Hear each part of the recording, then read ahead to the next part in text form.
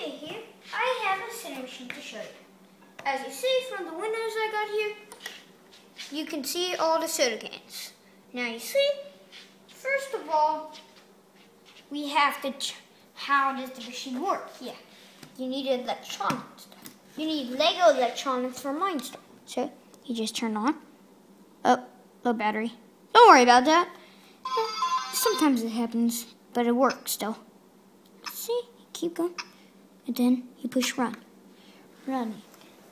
As you see, there is a secret lock over here. It doesn't work. See, it doesn't work anything. See? But when you pull it out, it works just fine. Well, now, you see I have my coins. Now it's running, you know. So one coin goes in, and then nothing happened. Then one comes out. Boom. And then you know about the safe already. And it keeps working for 5 times. Wait.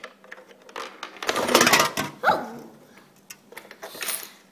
Thanks, my handyman, for catching that. Oh! Now, a top ranking of 3 now. Now, let's play. Okay. Let's try that again. Oh, and now, let's do rolling pins. Dun, dun. See what happens now. So, this last soda can. Woo! I don't think that's a strike. 0 pin, just like a move.